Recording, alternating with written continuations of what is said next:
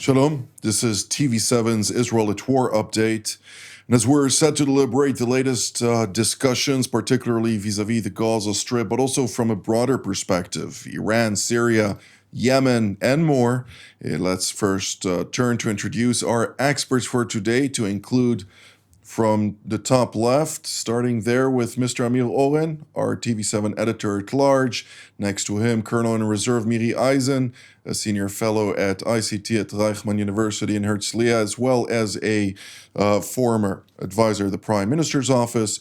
And last but not least, Brigadier General in Reserve Dr. Amnon Sofrin, who formerly served as a chief of intelligence at Mossad, among a long list of others.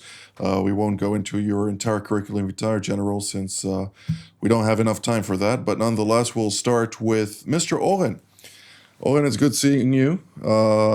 And I'd like to ask you, particularly President Donald Trump last night said that unless Hamas accepts a final draft of a proposal, it's only going to get worse for Hamas. But Hamas apparently is unimpressed by the American leader and has this morning reportedly rejected the offer, saying they're not going to accept anything less than an end to the Israeli campaign with a full withdrawal. So, Jonathan, we have to start with what is happening within the Gaza Strip as the IDF forces keep fighting there. They keep blowing up tunnels and they encounter resistance. The IDF has taken casualties, both killed and wounded over the last several days and weeks. And Israel is still paying the price of these operations without the end in sight yet. Now, what President Trump apparently referred to is basically a return to the second phase of what his envoy, Steve Witkoff, tried to implement last March. As you remember, on the very last day of the Biden term, January 19th, the plan for a two-phase or perhaps three-phase ceasefire was accepted by Israel and Hamas. The first phase was indeed implemented, but ahead of the second phase, some 42 days later, Israel decided to break it and went ahead with a new campaign, Gideon's Chariots, under the new Chief of Staff, Eyal Zamir. Now, from that time on, almost 4 months, Israel has suffered more than 20 fatalities in Gaza. No additional hostage has been released. And now we are back to square one under the Witkoff outline. Apparently, Hamas was under the impression that this is going to be a final, or at least more final, outline where it will be guaranteed the end of the war when this particular phase is over, with 10 Israeli hostages who are alive to be released, 20 bodies or so, perhaps 15 bodies out of the 30 there. And 60 days later, the final chord in the war will be announced. There are some last-minute problems, apparently, in the understandings between the parties, because what President Trump assumed was going to happen was that proximity talks, not only with the mediators, especially Qatar and Egypt, playing a role, but also in close proximity, delegations from Israel and Hamas, probably in Doha, Qatar, and notes being compared back and forth until a formula is agreed upon. Right now, there seems to be a snag. Prime Minister Netanyahu is supposed to go to Washington early next week. Both Trump and Netanyahu apparently hope to be announcing a deal. Right now, it's not certain. Indeed. Thank you, Mr. Oren. Colonel Eisen, what Mr. Oren mentioned with regard to the sacrifice that Israel is paying for the ongoing battle in the Gaza Strip against this murderous Islamist terror organization, Hamas, is naturally heartbreaking for all of us and all the people of Israel and supporters of the state. But nonetheless, the casualties while the casualties exist, the first casualty of war, as we know, is truth, since there is much disinformation, misinformation disseminated in the public sphere with plenty of actors seeking to draw a picture that does not necessarily converge with reality, but rather taints Israel time and again. Give us a broader understanding of the complexity at hand. One of the things that I've seen, and especially since the 12-day campaign between Israel and Iran, is how much we frame the entire conflict in such a different way that even the portion of those 12 days of Israel against the Islamic regime of Iran, it was portrayed as Israel the aggressor. And I put those words on the table right now, Jonathan. This is something that we need to understand, not agree with. But in this case, for the last 21 months, and this started from October 7th, when, as you call them correctly from my point of view, the murderous Hamas organization did that horrific, barbaric attack, from October 7th, 21 months ago, Israel has been depicted as the aggressor in this conflict, as the occupier, as the one who is the one that needs to be doing different things. And that framing has gotten more and more extreme over the last 21 months. And that framing has within it a terminology. And we all understand that, but I'm not sure how much we really see how difficult it is today inside our social media echo chambers to hear a different point of view. And it means that when Israel is portrayed as the aggressor, as the oppressor, as the occupier, with no difference whatsoever between Israel, the Israeli military, between the horrific attack and the taking of the hostages, the whole framing that we talk about is being presented through Israel that is oppressing Palestinians, no mention of the word Hamas. And then you get to the negotiations right now, and it's portrayed here through the eyes of Israel. And we don't negotiate with Hamas, but Israel and that terror organization, the different mediators, as you said, it's on the one hand, United States, on the other hand, Qatar and Egypt. What everybody hears in their ears is that Israel is negotiating with the Palestinians, and we're the aggressor oppressor, and we're the ones who have to stop it.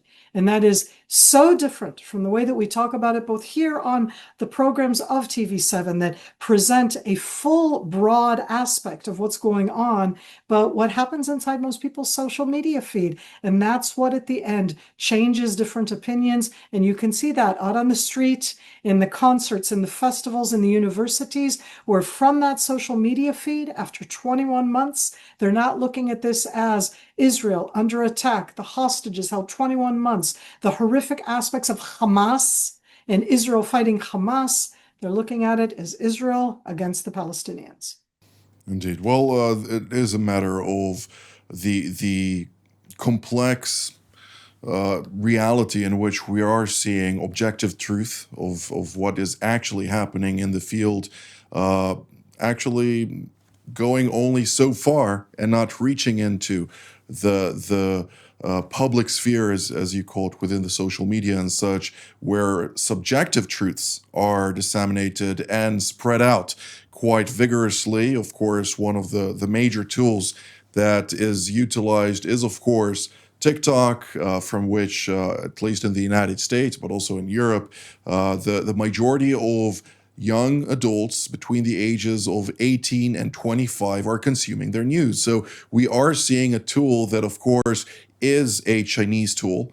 It is owned by a Chinese company, and under the Second Amendment of the Constitution of China, every private entity is subject to the rulings and directives of the Communist Party that ultimately directs whatever it sees as its own interests. And unfortunately, right now, within the context of strategic power competition, China sees Israel as an extension of the United States, and therefore tainting Israel and picturing it badly helps it in tainting the United States and further fueling its disinformation on the matter of the Americans, but also Western civilization at large. But returning to the Gaza question, General Sofrin, when we're talking about the ongoing negotiations, which Mr. Olin already characterized quite effectively, I wonder to what degree is the current construct of Hamas from the Politburo situated in Qatar and the field commanders in the Gaza Strip aligned in their purpose with regard to achieving the various goals, since there seems to be somewhat of a disagreement between the two sides? There's always some disagreement between the leadership in Gaza, who is under fire and under a lot of pressure, and the people that are located in Doha, that live without any pressure, without any fire, without any threat on their existence. And therefore, the point of view is totally different. The people in Doha can say that we have a lot of time. We can go on, drag this process and for a very long time, and not get to some point because we are winning, in their point of view, of course.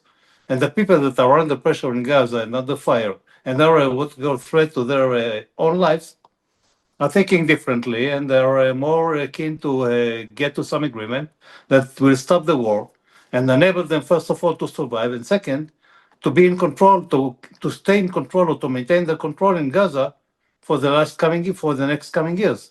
Even if another regime will be in controlling Gaza, they will be there. They won't go anywhere. And therefore, this is another point of view, a different point of view. And there are some disagreement. It was always like that.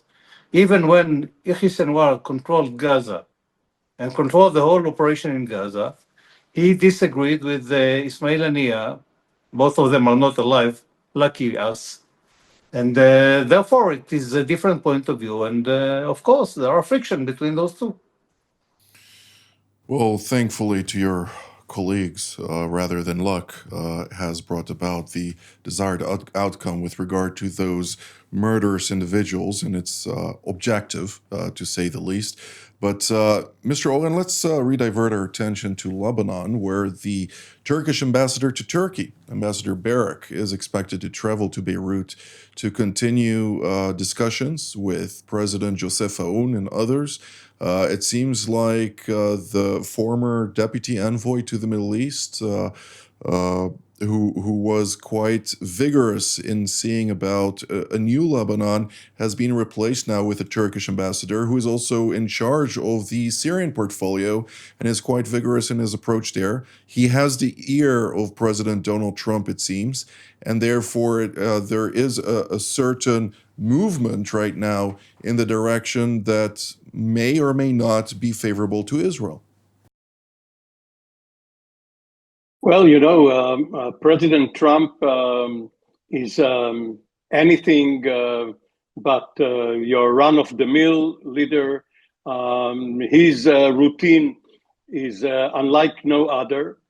And rather than test the sincerity of the Ashara administration's intentions by deeds, he turned diplomacy on its head and paid him in advance, the sort of cash and carry diplomacy. First of all, removing the sanctions, including the designation of Ashara himself and Tahrir Asham organization from the terror list, giving the confidence that Ashara brought with him to his government another sort of leeway.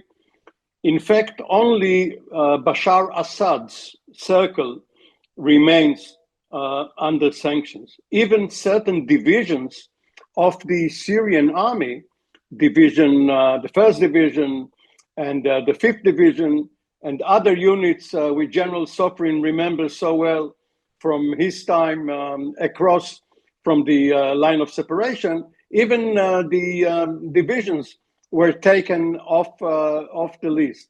So this is a leap of faith for President Trump. Now, he has been known to change his view 180 degrees. He could be disappointed and immediately turn against Ashara. But right now, what you described is the administration's position vis-a-vis vis-a-vis Damascus. Now, whether you wanted to remind us of that or not, let me just add to the activities of the IDF what happened overnight with the foiling of a terror plot by an Iranian affiliated cell or squad across from the Golan Heights, the division operating there under the IDF, along with intelligence interrogators, managed to uncover the plot and the cell and arrest these Iranian proxies. Indeed, Iranian-backed militants that were apprehended by 504, of course, and other operators conducting a very important job. Colonel Eisen, it seems like the Iranians, despite being pushed back, are not giving up on Syria. They understand the strategic value of this country. The fact that they're not giving up on Syria is because they're not giving up on Hezbollah, and they need to find the way in. And right now, they're having a difficulty coming in the front door into Lebanon, something they did not have a difficulty in the last 15 years, and that's a huge change in Lebanon. They're having the difficulty inside Iran, but inside Syria. But inside Syria, at the end, you have a land border, not with Iran. From Iran, you have to go through Iraq. From Iraq, you have to go through to get to Syria. But that is a massive open space. People should go look on the map. It is a very large arena where you can come in, if it's from Iran into Iraq, from Iraq into Syria. But I want to remind everybody that in the years before, HTS and the other conglomerates of different capabilities ousted horrific Bashar al-Assad. I'm not going to say that Bashar al-Assad was anything but bad, but before he was ousted, the Shiites, the Iranians, and lots of other ones were really changing the demography, both in the Syrian Golan opposite us, in the area of Damascus. And one of the things that I'm saying happening right now is both Ahmed Shara, to the good and to the bad, is trying to change that again. But there are right now, in Syria, on the Golan Heights, Shiites, both Syrian and non-Arabic speaking, that very much feel that it was Iran that sent them there, that supported them, that they were for the Bashar. And so, yes, Iran is going to continue to try to do so. They're going to continue to try to destabilize. They're not out of the fight. Having said that, they were heavily hurt. But now they're showing where their priorities are, and that priority is still there. The proxies, one of the ways to get them is through Syria, and of course at the end to attack Israel. Indeed. Well, General Sofrian, this reality is, of course, still evolving. Nevertheless, we do see a certain situation in which the Iranians are looking at the manner in which they have sustained the last war with Israel, namely the 12 days war, in which they are still ongoing or undergoing a certain battle damage assessment to fully comprehend the degradation that they experienced. All the while, we do hear now the commander of Iran's armed forces, namely the ground forces specifically, saying that from their perspective, the most strong component in their military is the ground forces, and that is part of their goal to utilize that also against the state of Israel. Now, we're familiar, of course, about the aspirations to destabilize Jordan and to really bring about the downfall of King Abdullah II and his royal court in order to then invade Jordan and establish an eastern front against Israel's longest land border. Is that a reality that is still being closely monitored for potential, evolution of such an offensive? Jonathan, in Iran, there are what we call two armed entities. The first one is what we call the regular army or the armed forces that has a specific role of what we call securing the borders of Iran. That's it, no more than that. They don't have what they call attacking capabilities They don't maintain such capabilities. They don't train. They don't have enough equipment.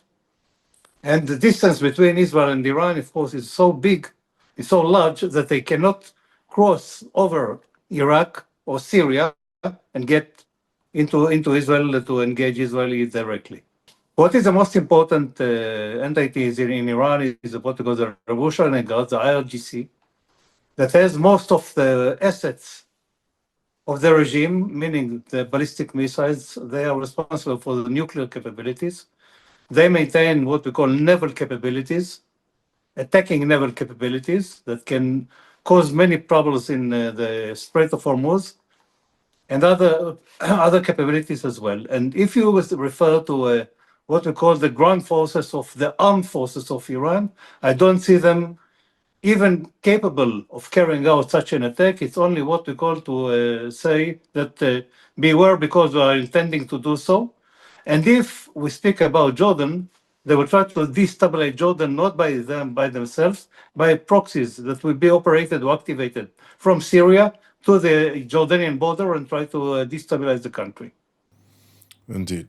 Well, it was nonetheless important for you to mention those things because many people are unaware of Iran's capabilities, and there's a lot of rhetoric, to save face, so to speak, by the Iranians after what they've experienced in the last 12-day war between Israel and Iran, namely Operation Rising Lion, as it's called here in Israel. Mr. Oren, just in the last 24 hours, there was yet again a ballistic missile shot from Yemen, something that, of course, caught many people by surprise, since they said, who would expect the Yemenis to raise their head after the devastation that the Iranians have experienced under the last war. What can you tell us about that, considering the fact that Defense Minister Israel Katz was quite vigorous in his verbal response? Yes, Mr. Katz is always very vigorous verbally. It remains to be seen whether the Yemenites will be deterred by it. Up to now, they have not been swayed by whatever announcements they heard from Tel Aviv. But be it as it may, between mid-March and late April, there was this campaign that the Americans, CENTCOM, conducted against the Houthis, and it ended with a ceasefire agreement in which the Houthis did not promise to hold their fire unless the target was American. If it is a European one, an Egyptian one, an Israeli one, or the landmass of Israel, they are free to do whatever they want. Now, during the Israeli-Iranian exchange of missiles and bombs, the Houthis quite wisely refrained from launching missiles because it would have been a drop in the ocean. So many missiles were lobbed at Israel that an additional one or two wouldn't have made a dent anywhere. Now that Israel and Iran are having a ceasefire, the Houthis want to remind us all that they are still there, that they are still maintaining their blockade of Bab el-Mandeb, that no Israeli shipping can go to and from the port of Eilat. And therefore, even though the missile itself caused no damage except for the alert, which was heard in Jerusalem and vicinity this time around, nevertheless, the problem must be taken care of. Up to now, whatever Israel did, bombing the port of Hodeidah or the airport in Sana'a or wherever, did not help. So apparently, Air Force units per se will not be enough. Israel has other forces for such contingencies. Indeed. Well, it is important to highlight that the Houthis are faced with a new dilemma, considering the fact that much of the dual use components that were smuggled from Iran through Djibouti to Yemen have now undergone a new obstacle, and that is the United Nations, under immense U.S. pressure, has brought about a UN decision to start really canvassing each cargo, meaning that they're going to go into each cargo that gets to Djibouti and then sent to Yemen for humanitarian purposes in order to check whether or not there are dual-use components there for the Houthi ballistic missile capabilities. And from what I hear from CENTCOM, it's being quite successful, since many of those containers are being found and then confiscated. So that is at least some good news.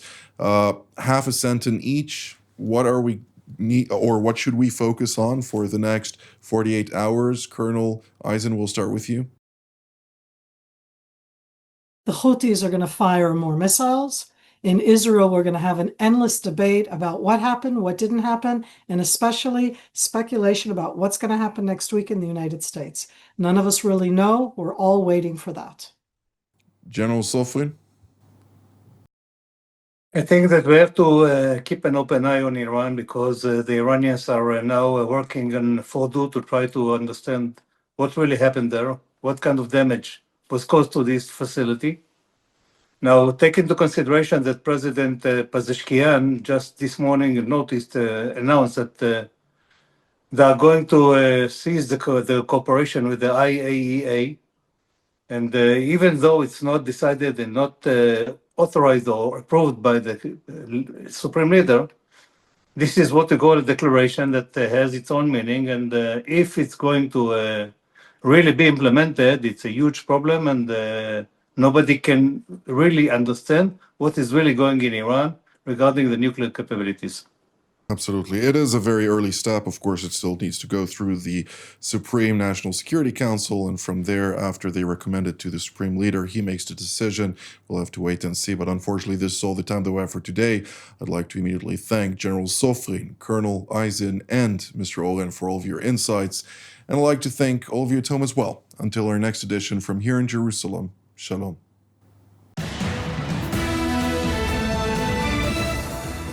I'm Eran Etzion, former Deputy National Security Advisor here in Israel, a diplomat, a strategist by training. I'm very happy to be at TV7 and offer my interpretation along my esteemed colleagues. The strong point of TV7 is to be a reliable source of authoritative insight in an era of shallow news environment that is very difficult for viewers to trust.